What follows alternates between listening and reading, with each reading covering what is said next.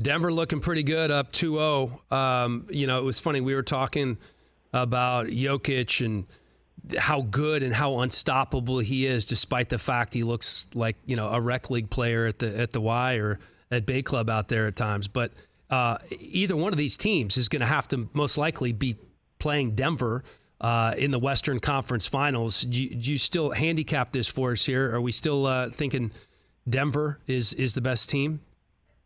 Well, Denver didn't come into the playoffs with a lot of buzz. I think there was more attention around other teams, but everyone's really coming around to how good they are when they watch those first two games against Phoenix, right? Because what was so impressive, they won the two games in two totally different fashions, right?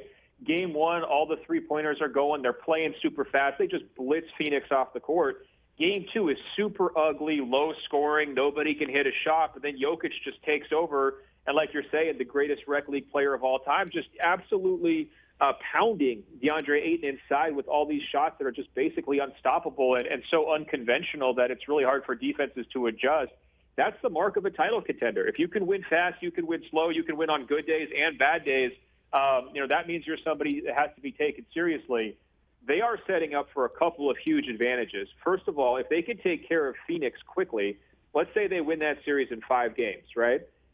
If Golden State and the Lakers go to 7, that's going to be a massive rest advantage for Denver going into that Western Conference Finals, right? And second, they're going to be at home at altitude where they've been excellent all year. I mean, they're a much more imposing team at home there in Denver with the mile-high atmosphere and the crowd than they are on the road. And so I think you add those two things together, and they might very well be favored, even if, the bigger star like Steph or LeBron would be coming from the other side of the bracket. So we're looking ahead a little bit here, but I do think that the key point is Denver has put themselves on the map here over the last week, and they deserve to be there.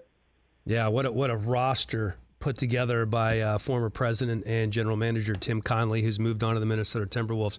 All right, getaway question here for Ben Golliver. Should we be worried about the Boston Celtics? They didn't look great in that first round series against the Hawks. They obviously did win the series, and then they lose to James Harden and the Joel Embiid-less Sixers last night. What's your worry level for the Boston Celtics right now? Well, I think they should be moderately worried, but it's so funny. I know you said you're in L.A. I mean, there's a lot of people who hate the Celtics in L.A., right? This season, it feels like Celtics fans hate the Celtics more than anybody, even from the outside ever could, because they've just been driven crazy by this team. As good as they are, they squander these leads late in games. They really rely too much on the three-point shot. That wasn't their problem in Game 1, but it's been an issue over the course of the season.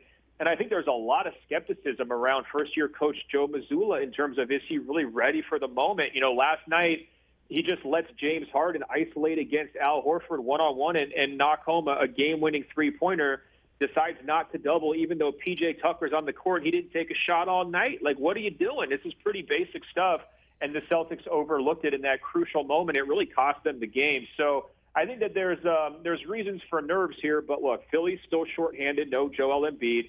James Harden's not going to score 45 points every single game in this series. In fact, that was his best performance from a scoring standpoint since he even got traded to Philly. And then you have no clue what Embiid is going to look like if he does try to return, like is he going to be moving well or not. And I think everything really favors Boston. But they've got to get their shooters going. They have to continue to tack the paint against Philly's defense without Joel Embiid. And if they do that, they're going to be in good shape here. But they have a real knack for making life more difficult than it needs to be. We saw that in the first round against Atlanta. We saw that in last year's finals, right, where they're just kicking away the games late in those games against Golden State. And, it's a characteristic that scares you if you're a fan. It makes you nervous. But I think ultimately they've got enough talent to win this series. Catch the Rich Eisen Show every single day on the Roku channel, 12 to 3 Eastern, for free.